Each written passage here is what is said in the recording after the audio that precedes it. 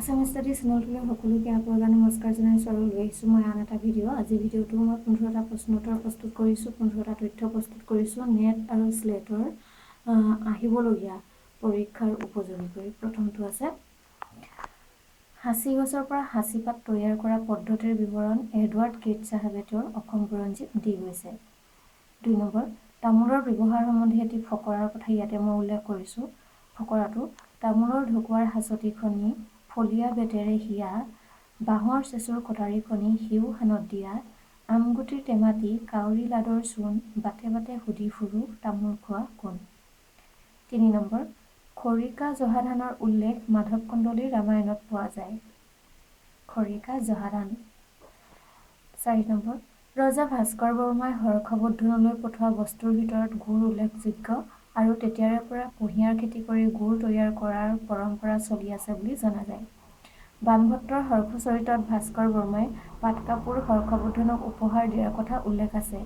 ভাস্কৰ বৰ্মাই অসমৰ ৰেচমৰ পৰা প্ৰস্তুত পটসূত্ৰ দুকুল বস্ত্ৰেৰে ঢকা ছত্ৰ উপহাৰ হিচাপে হৰ্ষবৰ্ধনক দিছিল। ইয়াৰ উপৰি তামোল দিয়াৰ কথাও পুথিত আছে। গতিকে ৰজা ভাস্কৰ বৰ্মাই হৰ্ষবৰ্ধনলৈ বহুতো উপহাৰ দিছিল, তাৰে কেইটামানহে মই ইয়াত উল্লেখ কৰিছোঁ।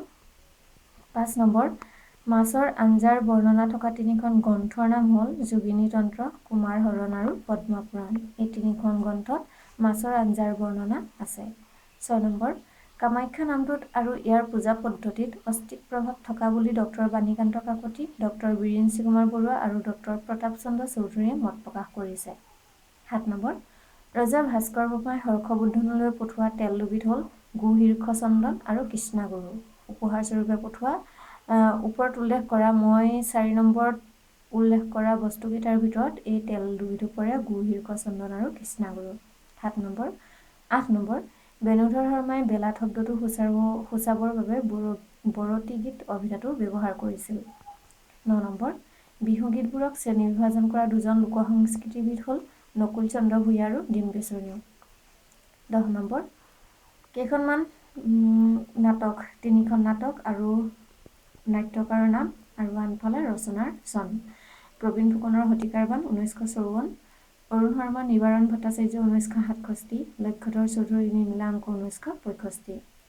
11 নম্বৰ 6+4 ব্ৰেকেটৰ ভিতৰত আৰু ব্ৰেকেটৰ বাহিৰত +4+14 এই খণ্ডলেচাৰীৰ সৃষ্টিকাৰ হ'ল বলোৰাম দিছ। খণ্ডলেচাৰী আৰু ইয়াৰ সৃষ্টিকাৰ হৈছে বলোৰাম দিছ। 12 নম্বৰ কেইটামান কবিতা ইংৰাজী কবিতা অসমীয়ালৈ কি নাম দি কোনে ভাঙনি কৰিছিল তাৰে উল্লেখ আছে। কলিন্সৰ অ'ড টু ইভিনিং চন্দ্ৰকুমাৰ আগৰৱালাৰ সন্ধিয়া, অ'ড টু ইভিনিঙক চন্দ্ৰকুমাৰ আগৰৱালাৰ সন্ধিয়া নাম দি অনুবাদ কৰিছে। এণ্ড্ৰিউ মাৰ্ভেলৰ অন এ ফিউ ড্ৰপৰ অসমীয়া অনুবাদ হৈছে নিয়ৰ চন্দ্ৰকুমাৰ আগৰৱালাৰ। ৱৰ্ডছৱৰ্থৰ লুচি চন্দ্ৰকুমাৰ আগৰৱালাৰ মাধুৰী। ৱৰ্ডছৱৰ্থৰ লুচি কবিতাক চন্দ্ৰকুমাৰ আগৰৱালাই মাধুৰী নাম দি অনুবাদ কৰিছে। ৱৰ্ডছৱৰ্থৰ lines written in early spring বেজবৰুৱাৰ বসন্ত। লাইনছ ৰিটেন ইন আৰ্লি স্প্ৰিঙক বেজবৰুৱাই বসন্ত নাম দি অনুবাদ কৰিছে। কিটছৰ অ'ড টু নাইটিংগেল আৰু ৱৰ্ডছৱৰ্থৰ to the skylark Raghunath Choudhury Dahikatara. Raghunath Choudhury এই দুটা কবিতাৰ আলমত দহিকতৰা কবিতাটো ৰচনা কৰিছে। চেলিৰ the India serenade Jatindra Nath দুৱৰাৰ তোমালৈ। তাৰপিছত 13 নম্বৰটো হৈছে মামণি ৰয়ছম গোস্বামীৰ 4খন উপন্যাস আৰু ৰচনাৰ চনটো ক্ৰম অনুসাৰে সজাইছোঁ। ইয়াতে চিনাবৰ সুঁত 1972, নীলকণ্ঠী বৰ্ষ 1974, মামৰে ধৰা তৰোৱাল 1980 আৰু দঁতাল হাতীৰ উঁয়ে খোৱা হাওদা 1988। 14 নম্বৰ ৰাজবংশী শব্দটো গিয়াৰছনে পোনপ্ৰথমে ব্যৱহাৰ কৰিছিল।